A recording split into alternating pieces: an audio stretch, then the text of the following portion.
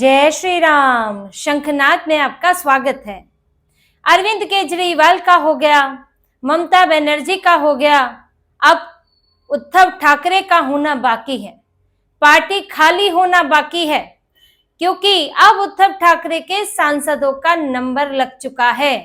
दिल्ली में एक बेहद गुप्त बैठक हुई है 7 जून को। एकनाथ शिंदे ने उद्धव ठाकरे के सांसदों के साथ, और वहां पर एक अंतिम चर्चा हुई है कि अब उद्धव ठाकरे के सांसद एनडीए का हिस्सा, चाहे वो इसमें एकनाथ शिंदे की पार्टी या फिर बीजेपी का हिस्सा बने, लेकिन एनडीए का हिस्सा बनने जा रहे हैं। 9 में से 7 सांसद उस बैठक में मौजूद थे। इसमें से एक सांसद को मोदी कैबिनेट में जगह भी दी जा सकती है। ये सब मीडिया रिपोर्ट्स आ रही है। इस गुप्त मीटिंग के भी मीडिया रिपोर्ट्स है, और आप ये भी देख रहे हैं कि इस बीच मोदी कैबिनेट में फेरबदल हो रहा है, विस्तार भी हो रहा है। कुछ मंत्री हटाए जा रहे हैं, कुछ नए लाए जा रहे हैं, और इसमें इस बात की जोर शोर से चर्चा है कि उद्धव ठाकरे की पार्टी के एक सांसद इसमें कैबिनेट में, मोदी कैबिनेट में शामिल हो सकते हैं। अब उद्धव ठाकरे का नंबर लग चुका है। बहुत दिनों से इनकी पार्टी में सुगबुगाहट चल रही थी, लेकिन कोई पुख्ता जानकारी सामने नहीं आ रही थी कि अब होने वाला है कि कहां जाएंगे। एकनाथ शिंदे के साथ जाएंगे, बीजेपी के साथ जाएंगे, क्योंकि रोका हुआ था। क्योंकि इस बीच में पहले आम आदमी पार्टी हुई, आम आदमी पार्टी के सांसद आए, और इसके बाद अब ममता बनर्जी का मामला चल रहा था, बंगाल का चुनाव था। बीजेपी लगातार बैक टू बैक दूसरी पार्टियों से सांसद नहीं लेना चाहती थी, क्योंकि कई बार ये चीजें बैकफायर कर जाती हैं। अब जैसे ही चुनाव हुआ तो ममता बनर्जी के सांसदों की खबरें आने लगी कि वो पाला बदल सकते हैं, और अब ये हो गया कि 20 सांसदों ने स्पीकर को चिट्ठी लिख दी कि वो एनडीए का हिस्सा बनना चाहते हैं। यहाँ राज्यसभा से भी सांसद जा रहे हैं और लोकसभा से भी सांसद जा रहे हैं ममता बनर्जी के, और ममता बनर्जी की राह पर अब उद्धव ठाकरे की पार्टी भी है। 6 महीने से प्लानिंग चल रही है। कभी एकनाथ शिंदे से मुलाकात हुई, कभी श्रीकांत शिंदे से हुई। देखिए, श्रीकांत शिंदे जो है वो सांसद है लोकसभा में, और वो संसद सत्र के दौरान दिल्ली में आते हैं, और दिल्ली में उस समय उद्धव ठाकरे के सांसद भी होते हैं, सब एक साथ मिल जाते हैं। तो इस बीच में लगभग 6 महीने से इस पर बातचीत चल रही थी। ये चीजें तुरंत नहीं होती हैं, खबरें बीच बीच में आती रहती है। कुछ बैठक हुई, कुछ चर्चा हुई, लेकिन इसके लिए एक लंबे समय तक बातचीत की जरूरत होती है, क्योंकि कोई भी अपनी पार्टी ऐसे ही नहीं छोड़ता। अब यहाँ श्रीकांत शिंदे मिलते रहे, दिल्ली में मुलाकात होती रही, क्योंकि शिंदे इनके अपने भी यहाँ पर सांसद हैं।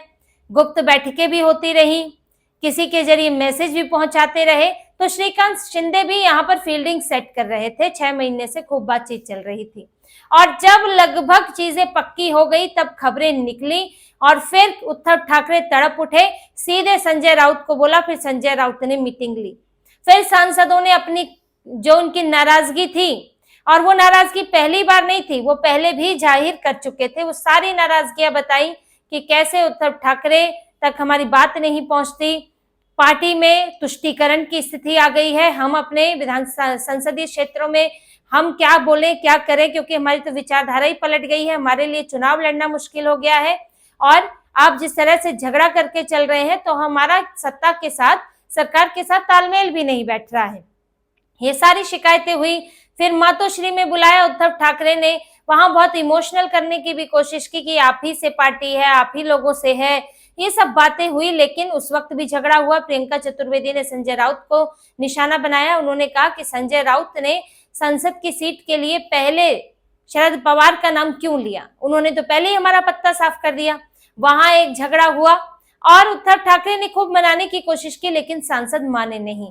और अब बात यहाँ आ गई है कि सांसदों में से एक को, 7 में से एक को, 2/3 हो जाते हैं, दल बदल नहीं लागू होगा। एक सांसद को मोदी कैबिनेट में मंत्री बनाया जाएगा, केंद्रीय मंत्री बनाया जाएगा। अब इसमें जो नाम सामने आ रहा है वो है, जो एक तरह से कह सकते हैं कि मराठवाड़ा से सामने आ रहा है। नाम तो साफ तौर पर सामने नहीं आया है, लेकिन यह है कि मराठवाड़ा के एक सांसद है जिन्हें कैबिनेट में जगह दी जा सकती है।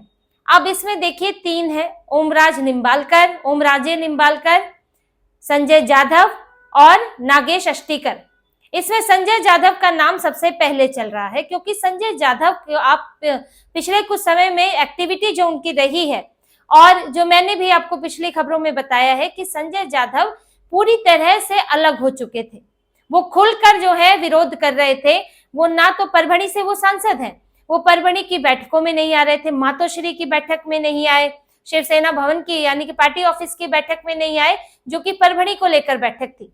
तो उनके तो पूरा रुख पलटा हुआ दिख रहा था, और इसीलिए उद्धव ठाकरे ने आनन फानन में वहां के जो पदाधिकारी हैं वो बदल दिए, जो जिला अध्यक्ष से लेकर और दूसरे स्थानीय पदाधिकारी हैं ब्लॉक लेवल तक के सब बदल दिए, क्योंकि उनको ये पूरा यकीन हो गया कि अगर संजय जाधव जाएंगे तो उनके साथी भी जाएंगे। मैं आपको कई बार कह चुकी हूं कि कोई नेता अकेला नहीं जाता है, अपने पूरे सहयोगी, अपनी पूरी टीम, और वो छोड़ दीजिए अपना पूरा कैडर लेकर जाता है, जो उसके पीछे समर्थक वहां पर हैं। तो जब उद्धव ठाकरे को लग गया कि अब संजय जाधव मानने वाले नहीं है, मन बना चुके हैं, तो उन्होंने सब पदाधिकारी बदल दिए कि कहीं एकदम से सब चले गए तो खालीपन हो जाएगा, फिर उनको भरते भरते समय लगेगा, इसलिए अभी तुरंत फैसला ले लो। तो सबसे ज्यादा जो खुलकर सामने आ रहे थे वो संजय जाधव थे, और इसीलिए इस बात का अंदाजा लग रहा है कि संजय जाधव को ही मंत्री बनाया जा सकता है, इसलिए उन्होंने पूरी तरह से उद्धव ठाकरे का साथ छोड़ दिया।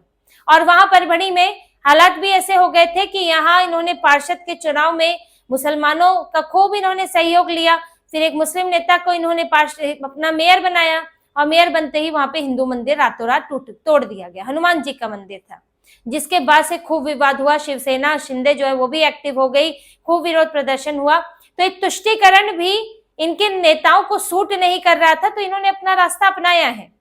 फिर इस बीच में महाराष्ट्र में भी एक बैठक सामने आई थी, जो कि एकनाथ शिंदे के साथ हुई थी, ये भी गुप्त बैठक बताई गई थी, और उसके बाद भी अब चर्चाएं जारी थी, क्योंकि सब अपनी सुरक्षा चाहते हैं कि बीजेपी में आना है कि शिंदे की पार्टी में जाना है, तो सब सुरक्षित एक चाहते हैं कि भाई जाए तो पछताना ना पड़े, इसलिए सबको आश्वासन दिए जा रहे थे। ये कहा भी गया है कि जिसको कैबिनेट नहीं मिल रहा है उसको भी सम्मानजनक स्थान दिया जाएगा, और सब एनडीए का हिस्सा, खासतौर से कहे तो बीजेपी का हिस्सा बनना चाहते हैं, ताकि केंद्र में भी ठीक स्थिति में रहे और राज्य में भी रहे।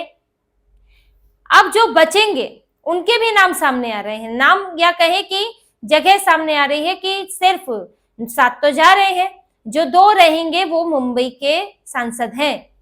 अब मुंबई से कौन कौन है? एक अरविंद सावंत है, जो कि मुंबई दक्षिण से सांसद है, इनके संजय पाटिल है, जो कि उत्तर पूर्व से सांसद है, अनिल देसाई है, जो कि दक्षिण मध्य से सांसद है मुंबई में। अब इसमें जो 2 रहेंगे उसमें अंदाजा लगाया जा रहा है कि अरविंद सावंत और अनिल देसाई, क्योंकि संजय पाटिल भी शिंदे की गाड़ियों में नजर आ चुके हैं, उनकी चर्चा पहले भी हो चुकी है, वो पहले भी कई समारोह में नहीं आए।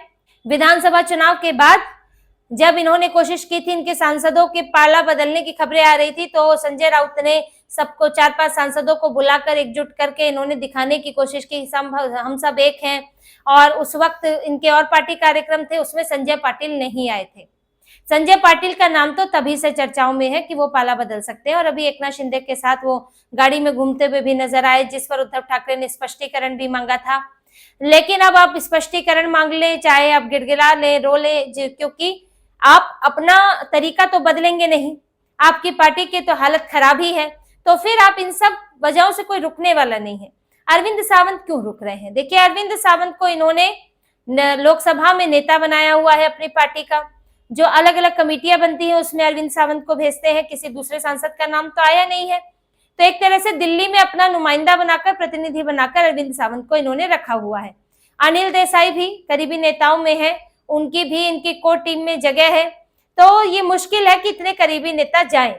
लेकिन बाकी जो सिर्फ सांसद बनाकर छोड़े हैं, जिनके लिए उद्धव ठाकरे तक पहुंचना भी आसान नहीं है, क्योंकि उद्धव ठाकरे से पहले आदित्य ठाकरे और उसके पहले जो है संजय राउत पढ़ते हैं। संजय राउत से तो परेशानी सबकी है कि संजय राउत काम की चीजें आगे पहुंचाते नहीं है, और वो शरद पवार को लेकर ही सेटिंग करते रहते हैं, क्योंकि उनका मन तो उधर ही लगता है, एनसीपी, एसपी और कांग्रेस में।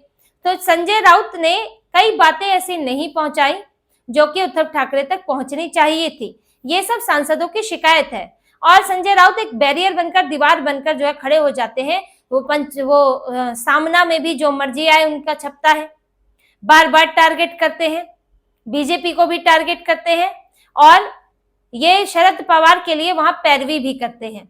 तो इसको लेकर तो शिकायतें हुई है, लेकिन उद्धव ठाकरे जो है उस पर कोई काम नहीं कर रहे हैं। तो अब खामियाजा ये है कि इनके सांसद जाएंगे, संजय पाटिल जा सकते हैं। तो 7 सांसदों की तैयारी है और इन 7 सांसदों के साथ दिल्ली में गुप्त मीटिंग हुई है 7 जून को प्रताप राव जाधव के घर पर, जो कि सांसद है इनके, उनके बंगले पर ये सब इकट्ठा हुए थे और इनके साथ बैठक हुई है। एकनाथ शिंदे भी कुछ समय पहले दिल्ली गए थे और उन्होंने अमित शाह से भी मुलाकात की और ये खबर आ रही है कि अब हरी झंडी मिल चुकी है, क्योंकि इसकी तैयारी तो थी लेकिन रोका गया था। रोकने की कुछ वजह थी, राजनीतिक वजह भी थी और अब इसको मंजूरी दे दी गई है। तो जल्द ही ये देखने को मिल सकता है, जिस तरह की मीडिया रिपोर्ट्स हैं। और इसकी वजह ये भी है, देखिए कि अभी मानसून सत्र आ रहा है। बीजेपी मानसून सत्र में परिसीमन बिल लाना चाहती है और उसे 2/3 बहुमत चाहिए। अब इसके लिए आपको ज्यादा से ज्यादा सांसदों की जरूरत होगी। राज्यसभा तो फिर भी क्लियर करा लेगी, लेकिन लोकसभा में समस्या हो जाती है। पिछली बार ये पूरा विपक्ष एकजुट हुआ, इन्होंने महिला आरक्षण बिल को जो है खारिज करवा दिया। बीजेपी फिर से कोशिश कर रही है परिसीमन और महिला आरक्षण बिल को लेकर, और ऐसे में उसे अपने सांसदों की संख्या या कम से कम समर्थकों की संख्या बढ़ानी पड़ेगी।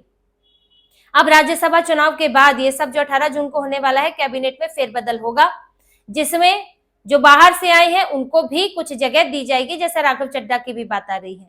तो चर्चा पहले हुई है, आश्वासन पहले हुए हैं, तो अभी कुछ उन्हें आश्वासन के अनुरूप चीजें उनके साथ की जाएंगी।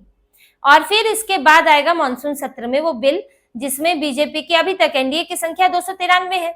अब आप समझिए 20 तो आ गए इनके टीएमसी से, 28 में से 20 इधर आ रहे हैं, तो 293 से इनकी संख्या आराम से 313 हो जाएगी। 7 इधर आ जाएंगे तो संख्या 320 हो जाएगी, यानी कि उद्धव ठाकरे के अगर आ गए। और बात तो शरद पवार के खेमे में भी चल रही है, लेकिन अभी हलचल कम है। अगर वहां से कुछ आते हैं तो 6-7 तो वहां से भी आ जाएंगे, तो 327 पहुंच जाएगा आंकड़ा। और फिर लाइक माइंडेड पार्टियां ढूंढी जाएंगी, जैसे कि अभी डीएमके भी नाराज चल रही है, तो डीएमके से भी बात की जाएगी इसके ऊपर, और दूसरी पार्टियों से भी बात होगी, ताकि परिसीमन बिल में 2/3 बहुमत हो सके। और राज्यसभा के लिए संख्या बीजेपी ने बढ़ाई है, जैसे अभी आम आदमी पार्टी के सांसद आए हैं, वहां भी लाइक माइंडेड पार्टी से बात की जाएगी। तो बीजेपी का तो एक बड़ा टारगेट है यहाँ पर, और इसीलिए इस टारगेट से पहले इस बात की संभावना है कि उद्धव ठाकरे के सांसद जल्द से जल्द शामिल हो सकते हैं एनडीए के अंदर। और सुगबुगाहट इसकी तेज हो गई है। उद्धव ठाकरे इंडी गठबंधन में बैठे रह गए, वहां की राहुल गांधी की समस्याएं सुलझाते रह गए, और इधर इनकी अपनी पार्टी जो है वो खाली हो रही है। तो इसी तरह की और खबरें और विश्लेषण आपके लिए लाते रहेंगे। हमसे जुड़े रहिए, सब्सक्राइब कीजिए, कमेंट कीजिए। बहुत बहुत धन्यवाद। जय श्री राम।